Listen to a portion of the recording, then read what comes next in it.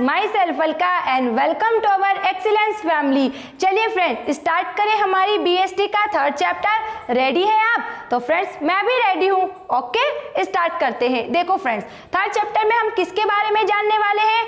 निजी, सार्वजनिक एवं भूमंडलीय उपक्रम के बारे में। कहने का मतलब है फ्रेंड्स आज हम जानेंगे कि हम हमारे दैनिक जीवन में जितने भी प्रोडक्ट यूज करते हैं हमें उनकी कंपनी का नाम तो मालूम है, लेकिन हमें ये नहीं मालूम है कि वो कंपनी निजी है, सार्वजनिक है या भूमंडलीय उपक्रम के अंदर आती है ना। तो आज की वीडियो में हमारा ये डाउट क्लियर हो जाएगा कि जो निजी कंपनी है वो काम कैसे करती है, जो सार्वजनिक कंपनी है वो कौन होती है और कैसे काम करती है, और हमारी अर्थव्यवस्था में जो भूमंडलीय उपक्रम है वो सब कैसे काम करते हैं और कैसे ही हमारी अर्थव्यवस्था के अंदर आए हैं। ठीक है फ्रेंड्स, तो एक एक करके हम तीनों के बारे में जानेंगे। तो फर्स्ट हम निजी क्षेत्र से स्टार्ट करते हैं, है ना। देखो निजी क्षेत्र क्या होता है फ्रेंड्स की निजी क्षेत्र से अभिप्राय ऐसे उपक्रमों से है, मतलब हमारी अर्थव्यवस्था में बहुत सारे उपक्रम है, बहुत सारी कंपनियां हैं, तो ऐसे उपक्रमों से है जिनका स्वामित्व, प्रबंध एवं नियंत्रण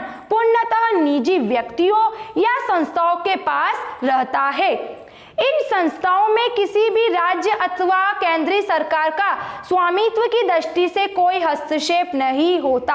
आ रहा है समझ में फ्रेंड्स? ये बोल रहा है फ्रेंड्स अपन को कि ऐसा उपक्रम, ठीक है, ऐसा उपक्रम जिसका स्वामित्व मतलब जिसका स्वामी, प्रबंध क्या काम करना क्या नहीं करना, काम कैसे करना है, क्या रूल्स रेगुलेशन है, प्रबंध और नियंत्रण कौन डिसीजन लेगा, ये सब कुछ निर्धारण करने का, इन सब बातों का अधिकार किसी एक व्यक्ति को होना या किसी संस्था को होना, वह निजी क्षेत्र का उपक्रम कहा जाता है। इस उपक्रम पर स्वामित्व की दृष्टि से सरकार का कोई अधिकार नहीं है, मतलब सरकार इनकी स्वामी नहीं है, लेकिन आप जो काम कर रहे हो उस पर सरकार की निगरानी है कि आप वैधानिक काम कर रहे हो या अवैधानिक काम कर रहे हो, कौन से काम में आप लगे हो, इस पर सरकार की दृष्टि है। इसलिए इसने ऐसा बोला कि स्वामित्व की दृष्टि से सरकार का इस पर कोई अधिकार नहीं है या कोई हस्तक्षेप नहीं है। आगे देखो फ्रेंड्स क्या पढ़ेंगे अपन आगे, इसमें आगे अपन को बता रहा है कि ये अपने व्यवसाय का संचालन लाभ के उद्देश्य से करते हैं। बिल्कुल एक निजी व्यक्ति हमेशा अपने फायदे के लिए तो काम करेगा, है ना। फिर आगे देखो व्यापार या व्यवसाय का स्वामी जनता में से होता है। बिल्कुल हर एक व्यक्ति का जन्म समाज में ही हुआ, तो हर एक व्यक्ति जब भी किसी उपक्रम का स्वामी बना तो वही जनता में से, समाज में से ही तो बना। फिर आगे देखो व्यवसाय का संचालन व्यक्तिगत या सामूहिक रूप से किया जा सकता है। व्यक्तिगत कि वो व्यक्ति केवल अपने हित के लिए कोई काम करेगा या फिर जनता के लिए, दोनों में से वो किसी के लिए भी काम कर सकता है। आगे देखो विश्व के सभी देशों में निजी क्षेत्र के उपक्रम पाए जाते हैं। बिल्कुल कि आज हर एक देश में, है ना, केवल गवर्नमेंट काम नहीं कर रही है, गवर्नमेंट ने अपने काम को करने के लिए क्या क्या प्राइवेटाइजेशन किया, निजी क्षेत्रों को भी प्राथमिकता दी है ना। फिर आगे देखो फ्रेंड्स निजी क्षेत्र पूंजीवादी अर्थव्यवस्था का उदाहरण है। बिल्कुल अब पूंजीवादी अर्थव्यवस्था क्या है? ऐसी अर्थव्यवस्था जो पूंजीपतियों द्वारा चलाई जाती है। पूंजीपति, पूंजी मतलब पैसा और पति मतलब उसके स्वामी, के पूंजीपतियों द्वारा चलाई जाती है ना। इनके पास इतना पैसा होता है कि ये उत्पत्ति के जो 5 साधन है, भूमि, श्रम, पूंजी, साहस, संगठन, इन पांचों ही साधन को क्या कर सकते हैं? खरीद सकते हैं, और इन पांचों ही साधन पर इनका नियंत्रण होता है, सरकार का कोई हस्तक्षेप नहीं होता। इसलिए ये काम करने के लिए स्वतंत्र होते हैं और इसलिए इसको स्वतंत्र अर्थव्यवस्था भी कहा जाता है। किसको? पूंजीवादी अर्थव्यवस्था को। आगे देखो इस अर्थव्यवस्था में श्रम की तुलना पूंजी को अधिक महत्व दिया जाता है। बिल्कुल ये अपने निजी हित के लिए या सामूहिक हित के लिए काम करेगा, तो निजी हित के लिए काम करेगा तो पैसा ही तो देखेगा, और सामूहिक हित के लिए काम करेगा तो वही जनता को देखेगा। तो जनता और निजी हित दोनों में से पहले निजी हित को प्राथमिकता देता है। तो आगे आपको समझ में कि ऐसा उपक्रम जिसका स्वामित्व, प्रबंध, नियंत्रण पूर्णतः या अंशतः निजी व्यक्ति के हाथ में हो, मतलब पूरा या कुछ सीमा तक निजी व्यक्ति के हाथ में हो या किसी संस्था के हाथ में हो, उसे निजी उपक्रम कहते हैं। ठीक है, आगे देखो क्या लिखा है फ्रेंड्स कि भारत में रिलायंस, टाटा, बिरला एवं सिंघानिया समूह की कंपनियां निजी क्षेत्र के उदाहरण है। अतः भारत में शुद्ध घरेलू उत्पाद का लगभग 85% उत्पादन निजी क्षेत्रों के द्वारा ही होता है। मतलब हमारे देश की जो आय है उस आय में बोला गया है फ्रेंड्स कि 85% हमें जो जीडीपी प्राप्त होता है, सकल घरेलू उत्पाद, ग्रॉस डोमेस्टिक प्रोडक्ट, ये क्या होता है पहले ये जानो।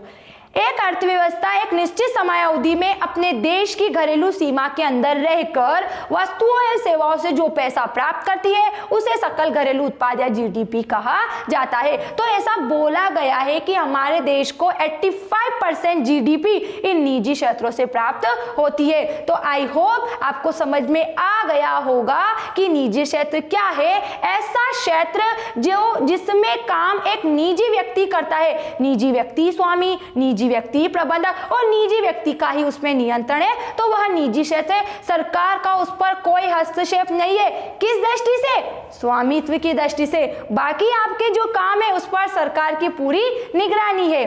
ठीक है, अब हम इसकी विशेषता जानेंगे कि निजी क्षेत्र की क्या विशेषता है। तो देखो फ्रेंड्स, विशेषता में क्या पॉइंट्स लिखा है हम जानेंगे। निजी क्षेत्र का स्वामी, निजी क्षेत्र प्रतियोगिता करती है तो कैसे करती है और इसकी प्रतियोगिता से किसको फायदा होता है? क्या अपने फायदे के लिए प्रतियोगिता कर रही है या जनता के लिए कर रही है? और क्या कंपटीशन करने के लिए प्रतियोगिता कर रही है? तो बीच में भाई फायदा किसको मिल रहा है? फिर इसका पर्पस क्या है? हमने ऊपर डिस्कस कर लिया था कि भाई इसका पर्पस लाभ कमाना है। प्रबंध एवं नियंत्रण कौन करता है इसका और क्या इसमें गोपनीयता बनी रहती है? इन सब बारे में अगर जानना है तो चलो मेरे साथ, जहां डिटेल से हम इसको समझ लेंगे। देखो, हम इसकी डिटेल से समझ लेंगे और फिर है हमारा निजी क्षेत्र का अर्थ और विशेषता पूरा हो जाएगा। तो ध्यान से देखो फ्रेंड, स्वामित्व मतलब स्वामी। अब जो व्यक्ति काम करेगा वही तो उसका स्वामी होगा। जैसे ये हमारा घर है, छोटा सा घर है, घर तो है, अब इसका स्वामी कौन है? हमारे परिवार के वरिष्ठ अधिकारी, हमारे दादाजी या फिर हमारे पापा। ठीक है, अब घर में नियंत्रण किसका होगा? भाई जो स्वामी है उसी का तो नियंत्रण होगा।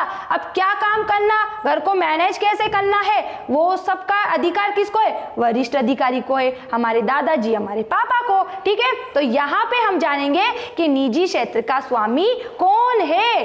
तो जिस तरीके से घर के स्वामी हमारे पापा दादाजी होते हैं, उसी प्रकार से निजी क्षेत्र जिस व्यक्ति का उपक्रम होगा, जो उसमें पैसा लगा रहा है, वही उसका स्वामी होगा। तो निजी क्षेत्र के उपक्रमों पर निजी व्यक्तियों और संस्थाओं का स्वामित्व रहता है। इन उपक्रमों की अंश पूंजी भी इन्हीं व्यक्तियों के अधीन रहती है। जो स्वामी है वही तो पैसा लेगा ना। तो पहला समझ में आ गया, पहली विशेषता स्वामित्व कि निजी क्षेत्र का स्वामी कौन है? जो व्यक्ति निजी क्षेत्र को संचालित कर रहा है, मतलब जो उसमें पैसा लगा रहा है, और जो पैसा लगा रहा है वही उस पैसे से जो पैसा बनता है, जो पैसा आता है, वही उसका स्वामी है। दूसरा, प्रतियोगिता। आज वर्तमान युग में हर एक व्यक्ति दूसरे व्यक्ति से प्रतियोगिता रखता है। क्यों रखता है? रखेगा ना भाई, क्योंकि एक वस्तु को बनाने का अधिकार किसी एक व्यक्ति को नहीं है। एक व्यक्ति एक वस्तु को बनाने का अधिकार लाखों व्यक्तियों को है। तो लाखों व्यक्ति उस वस्तु को बना रहे हैं, तो भाई हमारा नंबर कहाँ आएगा? हमारी प्रोडक्ट को कौन खरीदेगा? तो हमारे प्रोडक्ट को खरीदने के लिए, है ना, अधिक से अधिक ग्राहक बनाने के लिए हम क्या करते हैं? प्रतियोगिता रखते हैं। तो देखो क्या लिखा है कि निजी क्षेत्र में उद्योगपतियों में आपस में प्रतियोगिता पाई जाती है, जिसका लाभ उपभोक्ता को प्राप्त होता है। बिल्कुल, कैसे? एग्जाम्पल से देखना फ्रेंड, जैसे यहाँ पर दो व्यापारी है, ठीक है, एक का नाम मैं ए रख देती हूँ, एक का नाम मैं बी रख देती हूँ। ठीक है, अब ए और बी दोनों ही एक ही प्रकार के वस्तु का प्रोडक्शन करते हैं और उनकी वस्तु की कीमत एक रहती है। जैसे मानो कि दोनों फ्रिज वगैरह बनाने का कोई एक काम करते हैं। अब दोनों के फ्रिज की कीमत कितनी है? 10,000 है। अब ए चाहता है कि ये जो कस्टमर है ये मेरे पास आए और बी चाहता है मेरे पास आए। तो कस्टमर तो एक है और कीमत 10,000 है। तो ऐसी कंडीशन में ए चाहता है कि मेरे पास आए तो कैसे आएगा, या तो फिर ए को उपभोक्ता साख देनी पड़ेगी, ऋण पर वस्तु दे कि 10,000 रुपए की वस्तु है, 8,000 में या 5,000 में दे दे, बाकी का 2,000 या 1,000 उससे किस्तों में मांग ले, या फिर एक साथ 10,000 दे रहा तो नगद भुगतान कर रहा है तो भाई थोड़ा डिस्काउंट दे दो, या गारंटी वारंटी की कोई सुविधा दे दो, या जो वस्तु है इस वस्तु को इसके घर तक पहुंचाने की सुविधा दे दो। ऐसा कोई काम करो जिससे आपके पास ही व्यक्ति आएगा, है ना। तो क्या हुआ कि इसने नगद भुगतान करने पर, व्यापारी नगद भुगतान किया तो इसने 50-100 रुपए का डिस्काउंट दिया, तो लाभ किसको मिला, उपभोक्ता को मिला कि भाई 100 रुपए बचे। तो यहाँ पर ये बोला है कि वर्तमान प्रतियोगिता का युग है, एक वस्तु को बनाने वाले अनेक लोग हैं, एक वस्तु का व्यापार करने वाले लाखों लोग हैं, तो हर एक व्यक्ति दूसरे व्यक्ति से आगे कैसे निकलेगा, थोड़ा नुकसान खाकर। ठीक है, आगे देखो, आगे क्या लिखा है फ्रेंड्स इसमें, उद्देश्य कि निजी क्षेत्र का क्या उद्देश्य है। तो फ्रेंड्स, निजी क्षेत्र के उपक्रमों का उद्देश्य अधिकतम लाभ कमाना है, समाज सेवा पर ये ज्यादा ध्यान नहीं देते, ये वही काम करते हैं जिस काम से इसको पैसा मिले, ये अपने निजी हित के लिए काम करते हैं। ठीक है, आगे देखो, प्रबंधन एवं नियंत्रण, हमारा डेफिनेशन में ही, इसके मीनिंग में ही क्लियर हो गया था कि भाई जो इसका संचालन कर रहा है वही इसका प्रबंध और नियंत्रण करेगा। प्रबंध का मतलब है कि काम क्या करना, काम कैसे लेना लोगों से, उनके साथ कैसे मिलकर काम करना, और नियंत्रण, उन पर कंट्रोल रखना, ये सारे काम उसी व्यक्ति के होंगे। तो देखो फ्रेंड्स, निजी क्षेत्र के उपक्रमों का प्रबंध एवं नियंत्रण पूर्णतः निजी व्यक्तियों के पास ही रहता है। प्रबंध एवं नियंत्रण के संबंध में ये सरकार के हस्तक्षेप से मुक्त रहते हैं।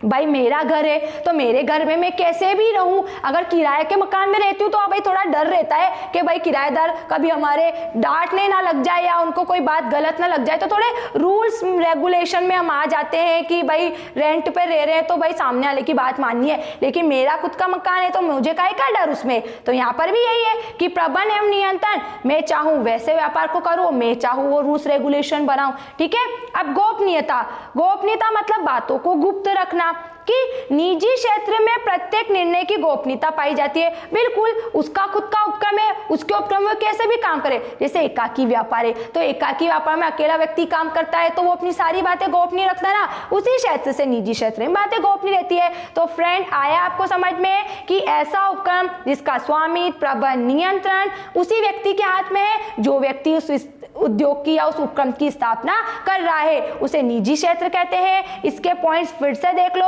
इसका स्वामित्व वही व्यक्ति होगा जो व्यवसाय का संचालन करेगा, इसमें प्रतियोगिता भी होती है, उसका लाभ उपभोक्ता को मिलता है, इसका उद्देश्य पैसा कमाना है, प्रबंधन एवं नियंत्रण उसी व्यक्ति का जो इसको संचालित कर रहा है, और गोपनीयता ही अपने काम को आसानी से गुप्त रख सकता है। तो उम्मीद करती हूँ फ्रेंड्स आपको ये वीडियो समझ में आया होगा, हमने जो समझा ये आपको अच्छे से समझ आया होगा। अगर फिर भी आपको कोई डाउट लगता है तो आप निश्चिंत होकर कमेंट्स बॉक्स में अपने सुझाव मुझे जरूर बताइएगा, मैं उन पर पूरा वर्क करूंगी। ठीक है friends, thanks for watching this video, bye bye.